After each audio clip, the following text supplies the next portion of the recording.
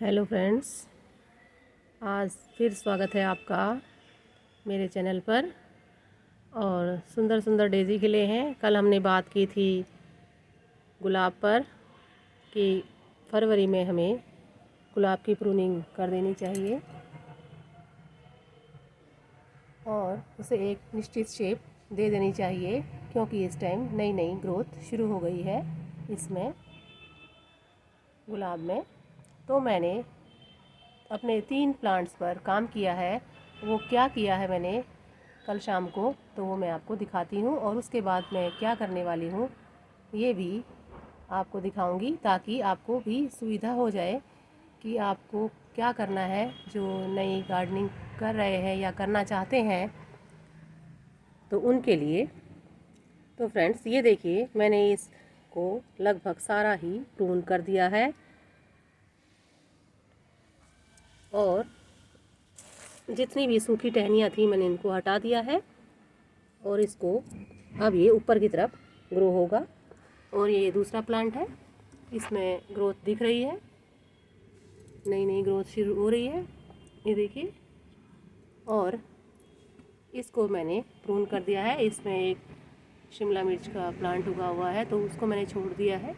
उसको कहीं और शिफ्ट कर दूंगी या फिर इसी में रहने दूंगी थोड़े दिन, देखते हैं इसमें क्या फ्रूटिंग होती है। और इतना मैंने गमला खाली कर दिया है। देखिए, ये मैंने शाम को काम किया है फ्रेंड्स।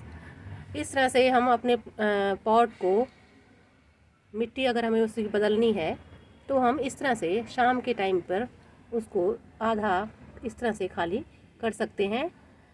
देखिए, ये थोड़ा कम किया है क्योंकि ये छोटा गमला है।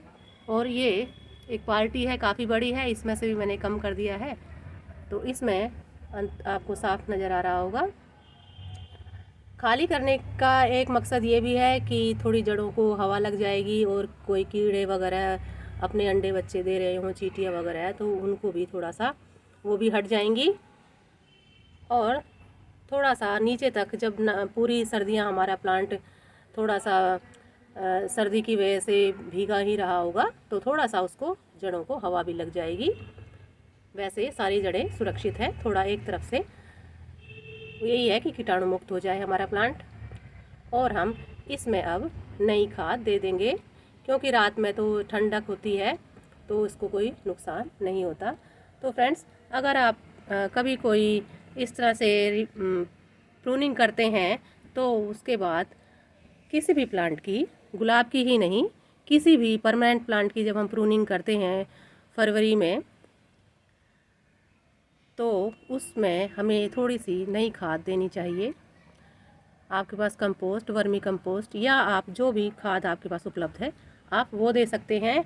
अगर आपके पास कुछ भी नहीं है तो आप ये जो हमने मिट्टी निकाली है इसमें से शाम को, तो आप सुबह उसको इस तरह से धूप में फैला लीजिए।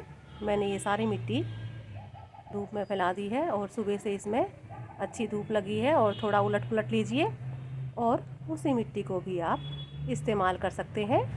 अगर जब भी आपके पास इस तरह की व्यवस्था हो, आपके पास खाद हो, तो आप उसको फिर डाल लीजिए। इस टाइम मिट्टी थोड़ा सा कम भी भर सकते हैं, ताकि थोड़ा सा उस पर जगह छोड़ सकते हैं ताकि आप कोई खाद दें। अगर आपके पास इस टाइम तुरंत कई बार उपलब्ध नहीं होती, तो वो वाली मिट्टी को आप थोड़ा सा इस तरह से धूप में, मैंने काफ़ी मिट्टी जो भी मेरी निकलती है मैं उसको सुखा लेती हूँ। तो आज ये थोड़ा उलट पुलट करके मैंने इसको पूरा सुखा लिया है, तो ये काफ़ी हल्की हो गई है। थोड़ा सा गीली मिट्टी में फंगस वगैरह लगने की चांस रहते हैं। और इसमें आप मिला सकते हैं हल्दी पाउडर या काली मिर्च का पाउडर, दोनों में से कोई एक भी आप मिला लीजिए। और फ्रेंड्स, अगर आपके आसपास कोई नीम के पेड़ हों तो उनकी सूखी पत्तियों को भी आप अपनी खाद में मिला सकते हैं, वो भी एक बहुत ही अच्छा विकल्प है। आसानी से कहीं भी जाएं आप और आपको नीम की पत्तियां, तो उसको सुखाकर आप अपनी कंपोस्ट में या अपनी खाद में इस टाइम अब कभी भी गर्मियों में उसको डाल सकते हैं। तो ये भी एक सरल उपाय है।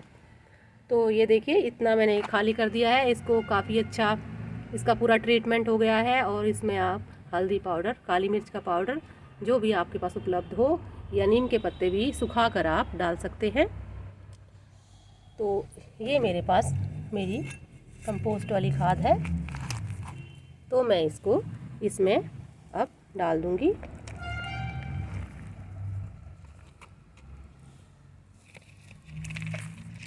तो फ्रेंड्स, इस तरह से आप पूरी रात अपने गमले को इस तरह से भी रख सकते हैं, क्योंकि रात को तो चांदनी होती है और चंद्रमा की किरणों से भी हमारा प्लांट थोड़ा सा जगमगा जाएगा, क्योंकि प्रकृति में हर तरह की किरणें मिलती हैं। सूरज अलग तरह की किरणें देता है और चंद्रमा अलग तरह की, तो इसी से हमारे प्लांट ग्रो होते हैं।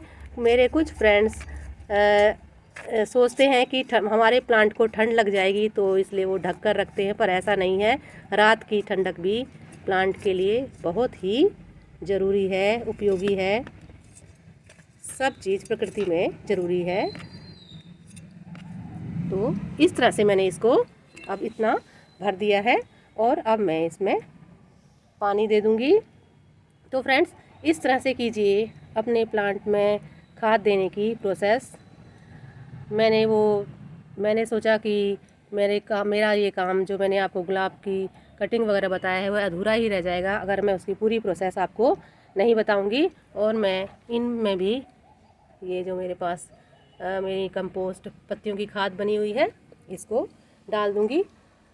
तो फ्रेंड्स, यही थी छोटी सी जानकारी। आप भी अपने पौधों को खाद दीजिए।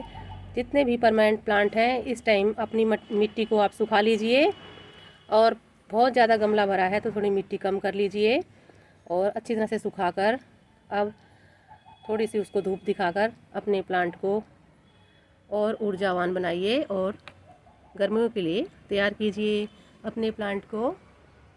और अभी ये इस पर काम करना बाकी है, क्योंकि धीरे धीरे करके आप, अगर आपके पास बहुत सारे गमले हैं, प्लांट हैं, तो आप 2-2, 3-3 गमले करके भी इन पर काम कर सकते हैं।